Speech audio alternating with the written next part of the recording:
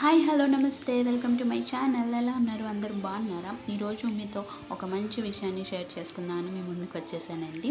అదేమనుకుంటున్నారా, ఇప్పుడున్న పరిస్థితుల్లో రోగనిరోధక శక్తి పెంచుకోవటం ఎంత ఇంపార్టెంటో మనందరికీ తెలుసు కదండి.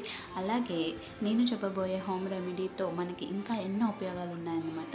ఇంట్లో దొరికే కేవలం రెండు పదార్థాలతో ఈ మిశ్రమాన్ని రెడీ చేసుకోవచ్చు. వాటికి ఫస్ట్ కావాల్సింది ఏంటంటే తేనె అండి. ప్రతి ఇంట్లో కూడా ఉండే పదార్థం తేనె. సో చూస్తున్నారు కదా, ఇక్కడ నేను ఒక స్మాల్ బాటిల్ తేనె అన్నది తీసుకున్నాను. అది కూడా నేను ఫుల్ అంటే సగం అయిపోయింది. దాని తర్వాత మనకి రెండో పదార్థం ఏంటి అంటే ఖర్జూరాలు. ఓకేనా?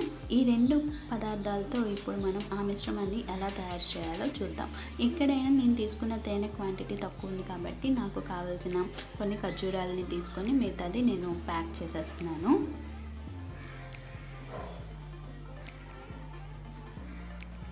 సో చూస్తున్నారు కదా. సో ఈ మిశ్రమం వల్ల మనకి వ్యాధి నిరోధక శక్తి పెరగడంతో పాటు చాలా ఉపయోగాలు ఉన్నాయండి.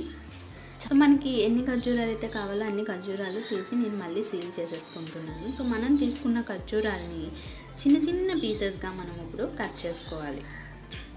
సో వీడియోలో కనిపిస్తుంది కదా, చిన్న చిన్న పీసెస్గా మనం కట్ చేసుకోవాలి. అంటే ఖర్జూరాల్లో ఉండే పిక్కలు, నెక్స్ట్ ఇది ఉంటుంది కదా, వీడియోలో కనిపిస్తుంది కదా, అవన్నీ కూడా మనం వేస్ట్వన్నీ కూడా మనం రిమూవ్ చేసేసుకోవాలి. సో మీడియం సైజ్ అయితే కట్ చేసుకోవాలి.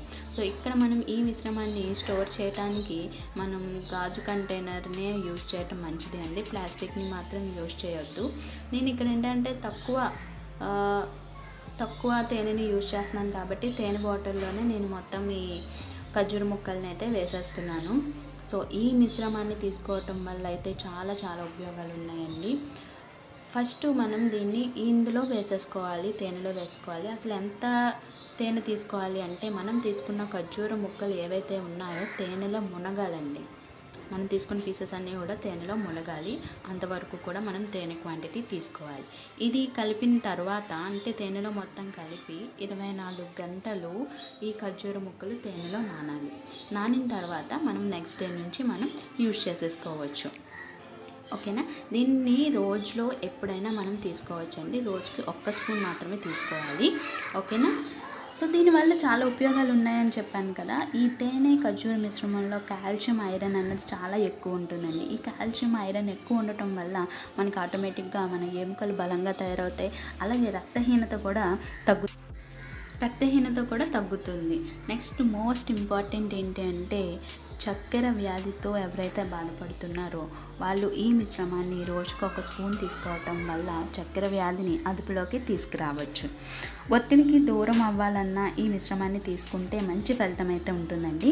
ఈ తేనె ఖర్జూర మిశ్రమంలో యాంటీబయోటిక్ గుణాలు ఎక్కువ ఉండటం వల్ల మన శరీరంపై ఉండే గాయాలు త్వరగా మాన్తాయి అన్నమాట. రోగనిరోధక శక్తితో పాటు మనకి పిల్లల్లో మెమరీ పవర్ పెంచడానికి ఈ మిశ్రమం చాలా చాలా ఉపయోగపడుతుంది.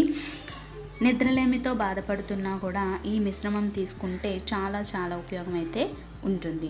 సో ఈ ఒక్క మిశ్రమం, ఈ 2 ఇంగ్రీడియంట్స్ వల్ల మనకి ఎన్ని ఉపయోగాలు ఉన్నాయో చూసారండి. పిల్లలకి మెమరీ పవర్, చురుగ్గా ఉంటారు, కాల్షియం, ఐరన్ కరెక్ట్గా అందుతుంది, రక్తహీనత తగ్గుతుంది, ఎముకలు దృఢంగా ఉంటాయి, చక్కెర కంట్రోల్ అవుతుంది, నెక్స్ట్ ఒత్తిడి దూరం అవుతుంది, శరీరంపై గాయాలు అయితే తగ్గుతాయి, వ్యాధి నిరోధక శక్తి పెరుగుతుంది. నిద్రలేని సమస్యతో బాధపడుతున్నా కూడా ఈ మిశ్రమం తీసుకుంటే మంచి ఫలితం అయితే ఉంటుంది. ఇన్ని ఉపయోగాలు ఉన్న ఈ మిశ్రమాన్ని మన ఇంట్లోనే చాలా సింపుల్గా తయారు చేసేసుకోవచ్చు.